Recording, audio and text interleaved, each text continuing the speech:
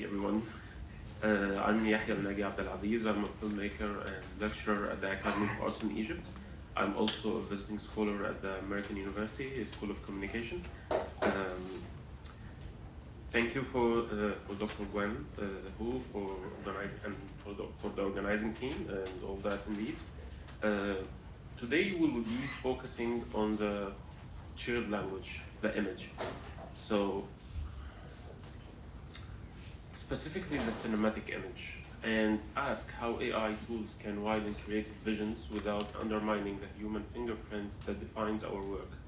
So this presentation is a concise extract of a longer study on limits of creativity and influence, learning mechanisms, and the fate of artistic skills in the AI era.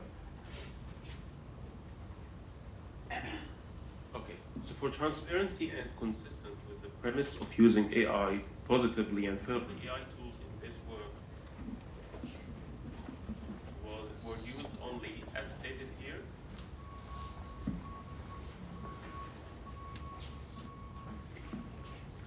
And we will now watch a short clip that introduces the topic and questions. Once, the artist and the camera alone were enough to craft an image. Today, algorithms and supercomputers share that privilege. Artificial intelligence has become an active partner in the creation of artistic works. With this transformation comes the need for a new kind of education, one that understands the machine without limiting human imagination. This research identifies this very challenge and seeks to propose a structured framework under the title Methodology for Integrating Artificial Intelligence to Enhance Innovation in Cinematic Image for Art and Cinema Graduate Students. Research objectives. This study aims to achieve a set of interconnected goals, most notably, to propose a comprehensive methodology for integrating artificial intelligence as a supportive and enhancing tool in training graduate students in cinematography. The methodology spans all stages of the educational process, from concept development to project evaluation, clearly defining the role of AI technologies at each phase. To deepen understanding of the challenges associated with using AI in art education, whether technical or ethical. The research seeks to offer practical recommendations to address these challenges within academic settings, to foster creativity and innovation among students, by exploring how AI can expand their visual and conceptual thinking, and how educational institutions can leverage these technologies to refine students' artistic skills and better prepare them for the future creative workforce.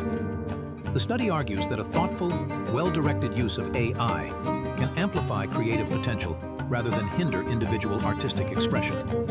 Ultimately, the research aspires to bridge the gap between emerging technologies and traditional art education by establishing a constructive dialogue between the two and offering a reference framework to help educators and practitioners adopt AI tools responsibly and effectively in the field of cinematic arts.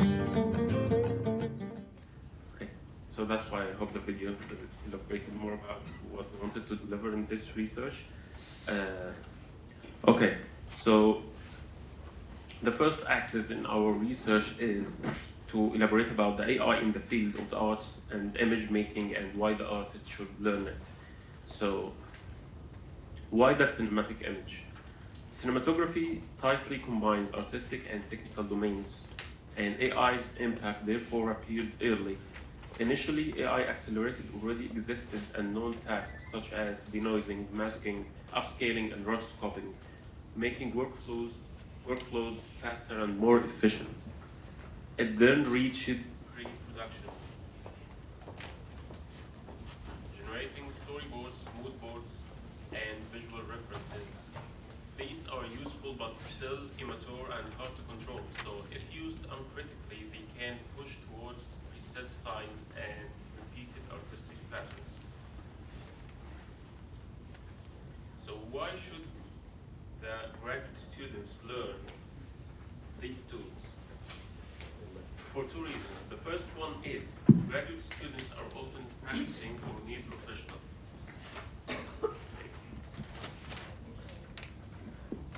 And AI raises efficiency, as you know, reduces wasted time and effort, and refocuses attention on aesthetics decisions. The second reason is that after the bachelor's level, the students have already developed visual memory and research experience and problem-solving skills. Here, AI acts as a focus multiplier for trained creators, and it's not a replacement.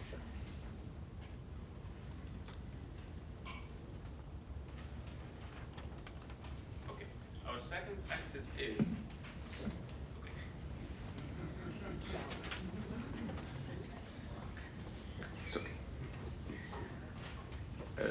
our second axis is AI tools in teaching and learning the arts. So AI in the classroom is an encyclopedic expert. So AI can provide examples and give instant feedback, can retrieve reference quickly, and generate practice questions and short quizzes. This can free instructor time for interaction and creation with students.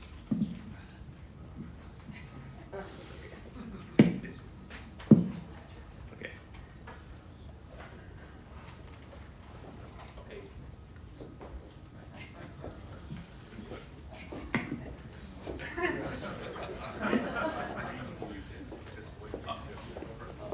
Okay. Okay. So now there is a lot of scientific and ethical issues combined with these benefits coming from AI. The main critical issues from my point of view is compromising the critical thinking and academic integrity, because ready-made answers can enable task completion without understanding, also undermining learning and breaching integrity. Second issue is reliability and misinformation, because you know that AI models do a lot of hallucination, and this can produce confident but not correct output. So verification with trusted sources and training students to question results are essential. Third issue is intellectual property and creative originality. So ownership of AI-generated content and protection eligibility and the limits on training data from human works require a clear codes that protects authors and ensure originality. Okay, our third axis is a proposed methodology for using AI to teach and enhance innovation in cinematography.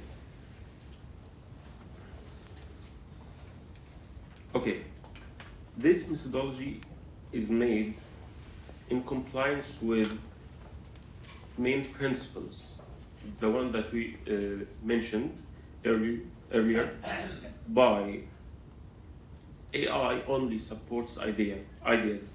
The students own the vision and decisions, respecting rights for all inputs and outputs, and avoiding the use of any protected material without permission.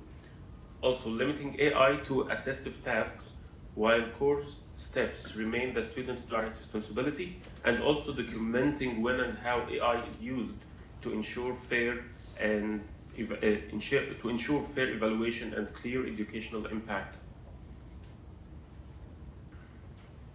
So the first phase of this methodology happens during the class. We can start a short project using a language model like ChatGPT under defined instructional constraints that is being put by the instructor. Like we will be shooting a scene in a very low light situation. This makes students learn how to deal with conditions beyond their decision, and it also make them learn to be more flexible and begin from familiar stylistic patterns before adapting them to their own signature. Second phase is reference building. So in this stage, after selecting the idea, use AI to suggest varied references for theme style like films, paintings, key scenes, and students have to treat references critically by adopting specific elements and rejecting others to preserve individuality and coherence. Phase 3 is the execution and the critical report. So in this phase, they execute the project with limited deliberate use of AI during shooting or post-production, then submitting a concise report specifying the tool, point of use, and impact compared to manual workflow documenting inputs and outputs. The fourth phase is critique and evaluation. So in this phase, the students presents the workflow and delineates AI's contribution versus personal creativity, then requests an automated analysis aligned with predefined artistic criteria set by the instructor in session. So during the session, there is peer critique, then AI critique, then instructor notes. The students respond with clear evidence to points of agreement and disagreement, which allows students to practice the skills of engaging with AI. Okay, the conclusion is AI in industry and education can expand innovation and improve efficiency without displacing human creativity. Evidence indicates two: complementary role. The central challenge is not AI's presence, but its incorporation into clear, prudent methodologies that maximizes benefits, avoid misuse, and preserve the human core of art and learning. These are the references. Thank you.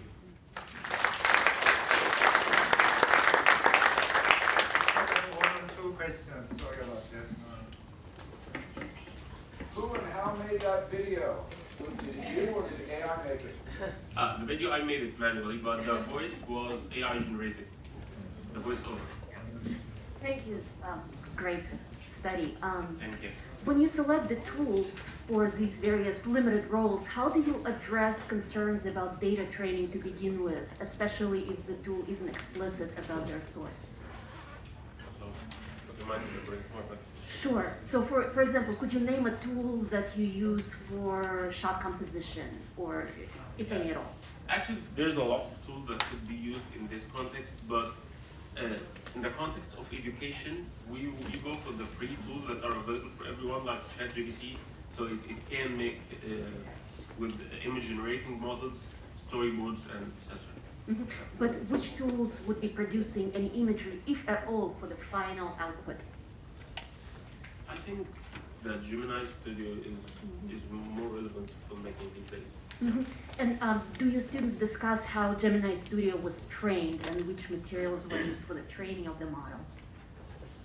Sorry, I didn't get that. So which original work was the model trained on? Is that transparent? Do we know? Do we not know? Yeah, actually, in this particular method, we start from the base of a traditional idea, just for the sake of practicing during the session. This is not the thesis or final projects. So that's how they work out. Sure, thank you.